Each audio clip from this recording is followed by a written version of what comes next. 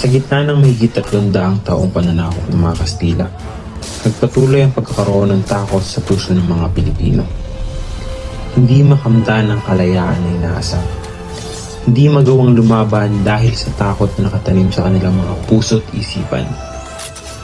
Sa ika-30 ng Nobyembre taong 1863, inisila ang isang sanggol na siyang mangunguna upang lumaban sa mga Kastila at tukasan ng pananakop nito. Nakalaunay kikilalanin bilang ama ng himagsikang Pilipino. Kilalanin natin si Andres Bonifacio. Andres, halika na! Andres, tawag ka ng nanay mo! Nay, tay, papunta na po! Tay, mano po?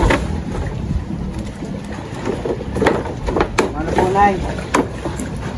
Nakalipas ang ilang taon, nauli na si Andres sa kanyang mga magulang sa maagang edad na 14. Itigil mo muna yung ginagawa, Andres. At ikaw magtayo muna. Tigpat ko ang siyaan na aking inihanda.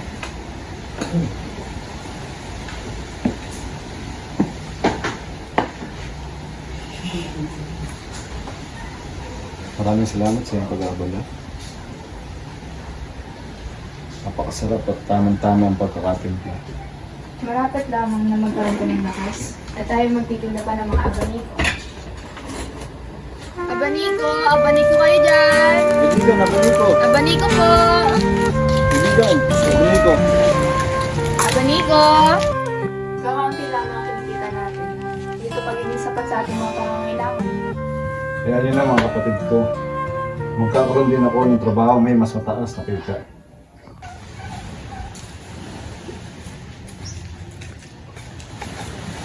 Andres! Andres! Andres, kaibigan ko! Ano yung kaibigan? May aalok ako sa iyong trabaho na tsak masasapat sa iyong pangangailangan. Ano bang klaseng trabaho yan, kaibigan? Dun sa aking pinagtatrabahukan. Bukas, maaari ka na rin magsimula. Maraming salamat, kaibigan. Alam kong makakatulong sa amin yan. At dahil doon ay nagkaroon ng sapat na kinikita si Andres upang matugunan ang kanilang mga pangangailangan.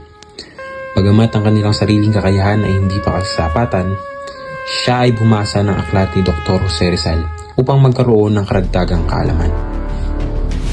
Napag-alaman ng mga Kastila ang binuong samahan ni Andres at Rizal na La Liga Filipina. Dinakip si Rizal, kaya muling bumuo si Andres Bonifacio ng panibagong grupo upang labanan ang pangapi ng mga Kastila. At ang samahang ito ay tatawaging kataas-taasang kagalang-galangang katipunan ng mga anak ng bayan. Mapayag ba tayo mapigil ng mga Espanyol? Hindi, maaari. Tama. Mga kapatid, mga magigiting na anak ng bayan, ang inyong pagparito ay nagpapakita na hindi kayo natatakot sa dalang panganib. Kailangan natin ng isang pinuno na magtatanggol sa ating karapatan bilang Pilipino. Ang Espanya ay nagpapakita sa atin ng pangapi. Tayo ay dapat na magkaisa. Tama! Kailangan natin isang pinuno na katulad ni Andres! Ako'y sumasang-ayon. Dapat tayo magtulungan upang makamit ang ating layunin. Ang kinabukasan ng mga susunod na henerasyon ay bahagi ng ating responsibilidad. Tayong mga nauna, tayong may lakas, tayong may kakayahang lumaban, tayo na makapagbibigay ng kalayaan na nararapat sa kanila. Malaki ang tiwala ko sa iyo, Andres, bilang ama ng katipunan. Papaubaya ko na sa iyo ang desisyon. Nagawin mo na sa tingin mo ang nararapat. Kailangan nang mawakasan ang pang-aapi ng mga Espanya. Nararapat na magkaroon ng kalayaan ang mga Pilipino. Kailangan magkaisa ang mga Pilipino para sa kalayaan. Kailangan ng grupong magtatanggol sa mga Pilipino. Kailangan magtulong-tulong ang lahat upang makamit ang kalayaan.